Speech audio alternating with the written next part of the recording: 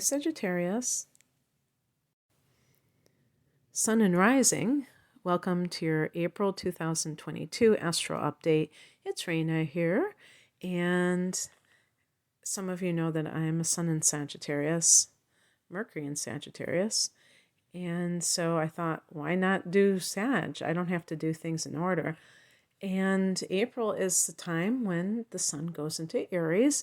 Aries is a fire sign that trines Sag. Even if this is your rising sign, it's very harmonious from that first house. And there you go. That can be really a time of great cooperation from the universe. And come to think of it, some of the major events in my life have occurred when the sun was in Aries. So think about that. You can draw these connections sometimes, and that can give you hints about what to expect. Of course, it does change because we change. So no two events can ever be the same, and how we will experience them. So that new moon in Aries is right off the bat on the 1st, 11 degrees of Aries, and for Sag, this is such a great area, the 5th house, because this is the house of fun. But it's also the house of creativity and love. So if those are things that you've been wanting in your life, then for sure, this can be especially cooperative for those things to be more prevalent in your life, or you generating them yourself. You can set intentions with this new moon regarding creative projects. Also, the 5th house can be the business you own. So if that's something that you have not done as of yet, or if you want to start another business, you don't have to be limited to one business, obviously, then by all means go for it.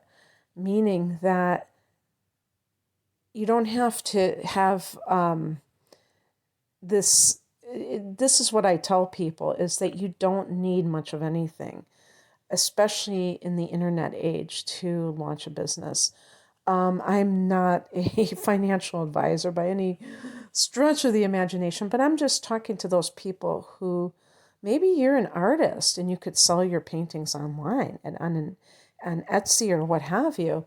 I don't know. I don't have, an Etsy shop or anything, but I think they do charge a small fee every month, but it's a small fee, and you don't have to rent a building. You don't have to, like an office. And if you have if you start a YouTube channel, you can advertise through that. I'm just giving an example. There's so many things that we can do if we really get creative about it. So that's where the creativity comes from this house, even with entrepreneurship. And love, welcoming new love in. But there's the rub. You have to be able to welcome it in. Even if a new moon in the 5th house on the 1st brings a person into your life who has an interest in you, Sag, how do you feel about it? Do you have Venus in Scorpio or Mars in Scorpio, or the moon in Cancer, moon in a water sign, and you're very, very sensitive to rejection or abandonment or something like that?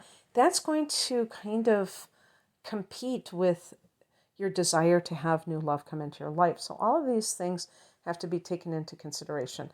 Why can't I just do a normal forecast instead of getting into all of the other stuff? Oh well. So then on the 5th, we have Venus going into Pisces. So this means that for the first 5 days, Venus is in Aquarius, and also Mars goes into Pisces on the 14th. So they both are going into Pisces, the divine lovers, Venus and Mars. For Sag, this is the 4th house of home and family. But when we look at what that means before then, is that you're going to have these 2 inner planets in the 3rd house. I like to include that as well because they are in that house also until these dates of the 5th and the 14th respectively. So the third house is the house of Gemini in the universal chart. So it represents the Gemini energy of mundane knowledge, acquisition, or dissemination, you teaching. So if you're in the educational field and you've been looking for work, maybe this will be the time that you get it. This is about writing, any form of communication. The internet is third house because that's how we communicate. Also the 11th house. So look at transits to your 11th house as well. For Sag, the 11th house is Libra. So actually, I'll get to that when I talk about the full moon here. So, because this is the area of the internet, I was mentioning this with another sign that had transits here. Who was that? I just did Aquarius. Yeah, it was a different, same principle though. I was mentioning blogs because I was talking about writing, and blogs are a very a practical kind of communication. It's like usually like a how-to, or providing information to others. That's how I usually see blogs.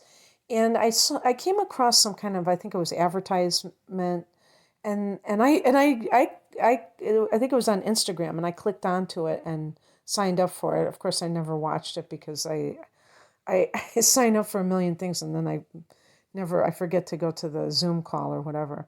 But it was like, they were promoting something, and it was about how blogs are not dead and so on and so forth, why they're important. So I know that there are some of my fellow Sagittarius that like to write, and I don't know how many of you would enjoy a blog, but that might be something that you could do online as a business, and you might have a good ability to write in a very personable way and things like that. So just putting that out there. And then both of these planets go into the fourth house of home and family.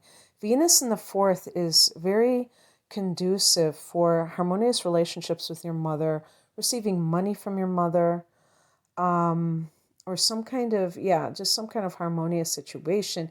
Venus can be money though, and this can be connected to real estate. So if you are selling a home, I guess that could be it as well. And Mars in the fourth can have different possibilities. Mars is very aggressive. So sometimes there can be conflicts on the home front or with the mother. So the mother gives you money, and then you have some kind of conflict. Well, that does happen sometimes, doesn't it? But it can be like, even on the physical level, if you're doing something to the home, if there's some kind of construction work that is happening.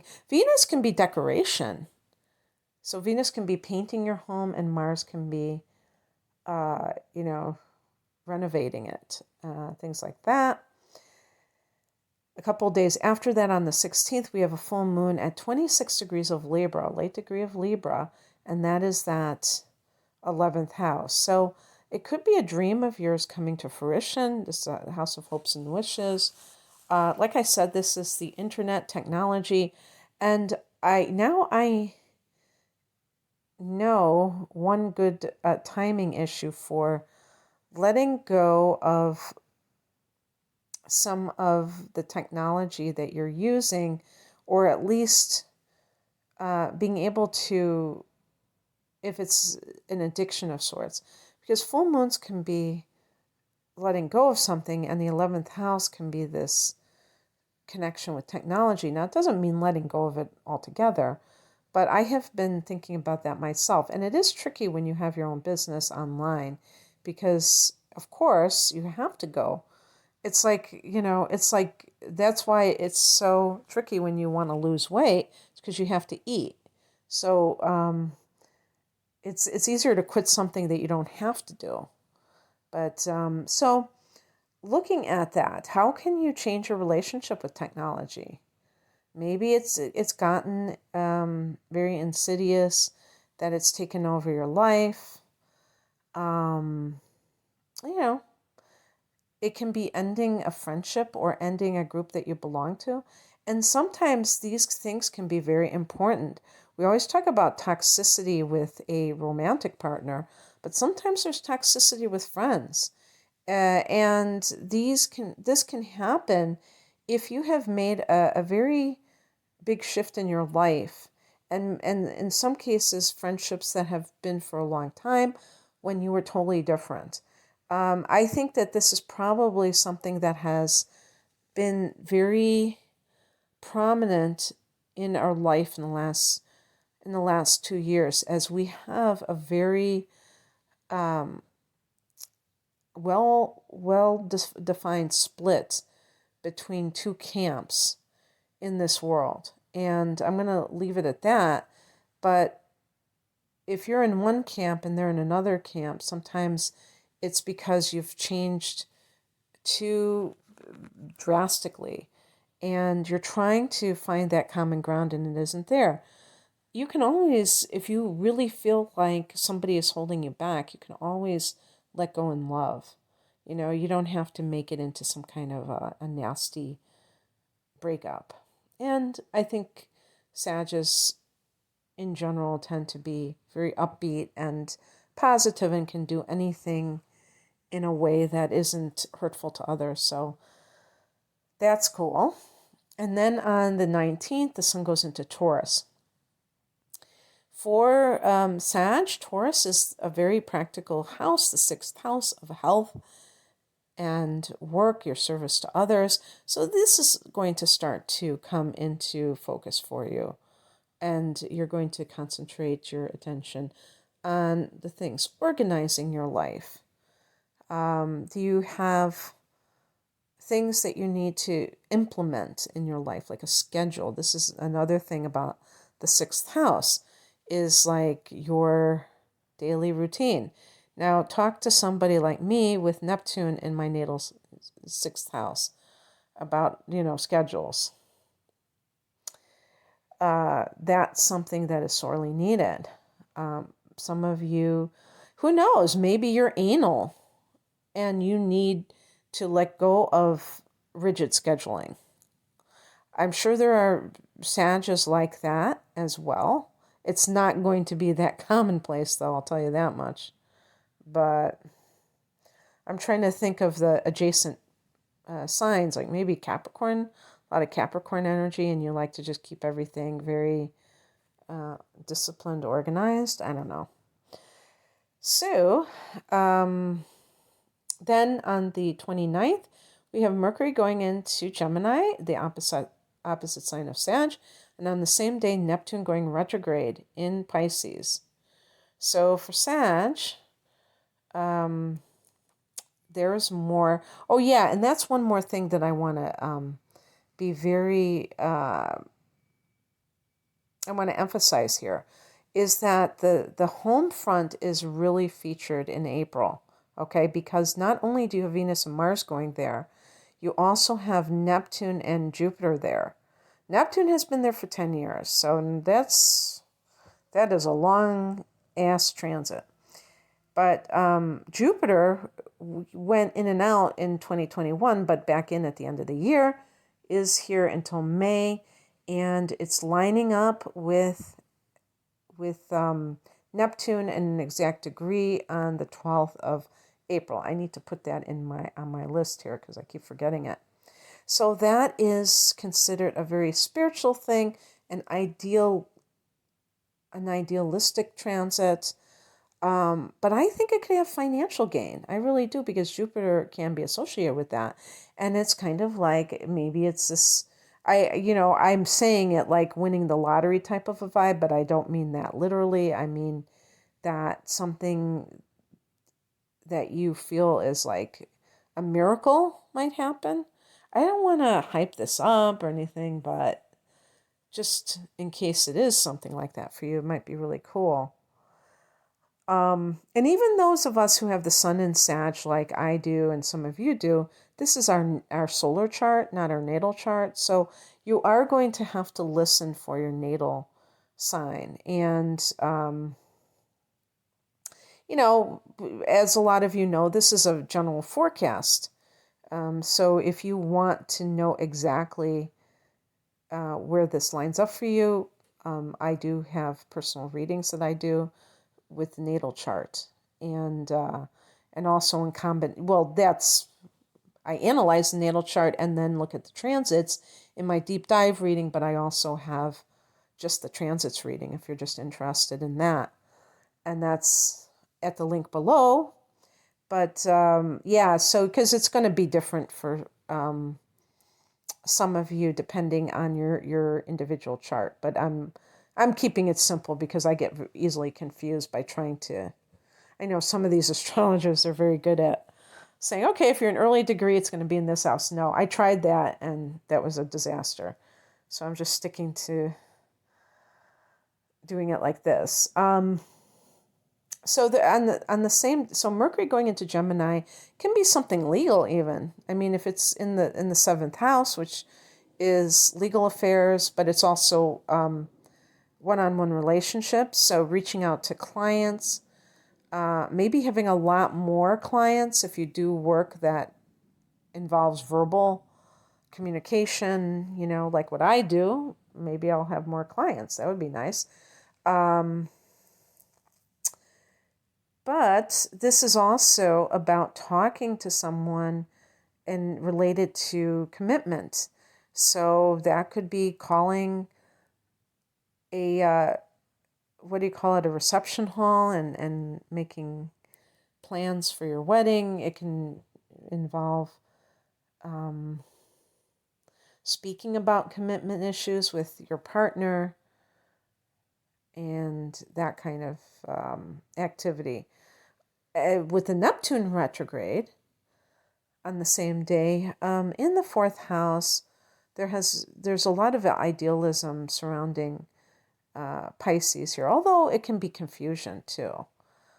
So if there's been something that's a little bit up in the air or just fuzzy is probably a better way of putting it, about your living arrangements, about, I don't know, something, this could be exposed in the next few months. And, as long as you have the ability to deal with reality, that shouldn't be a problem. I was going to say the problem is that Neptune is, in the 20-something degree of Sagittarius. So those of you like me who are later degrees, it's hitting our suns, and that really is, that I know that has affected me because I already can be a little bit or a lot spaced out, and I seem like I'm out to lunch a lot of the time, but it can be fun too. You can kind of zone out into some kind of alternate reality. Hey, works for me. And then on the 30th, we have the solar eclipse in Taurus, and this is going to be at 10 degrees of Taurus. Aquarius, Uranus is hanging around there, I think is around 14 degrees, so you could call that maybe a conjunction. That's liberating. This is the area of health. Very good for working on your health and feeling a sense of freedom about it, like you've broken free of a health condition, maybe a bad health habit that you're able to implement. This is really about implementing things in a very big way. Because it's a solar eclipse, it's a powerful new moon. And you have the help from the cosmos in doing this. And why this is so important is because it allows you to, it's like giving you a rocket fuel boost. And with Sag, we are we love to have a good time because we're fire signs, and fire signs just are big kids at heart. And doing things that are disciplined for some of us is very challenging. Even somebody like me with the moon in Virgo, I'm not, organized at all. I should be, but I'm not. And, we need that. The sixth house can be organization. It can be, discipline, healthy living, holistic living, your service to others, whatever that is, that kind of thing. You can launch it. You can, go for it in a bigger way now. And this is not dependent on this specific date, but in the near future. So celebrate that.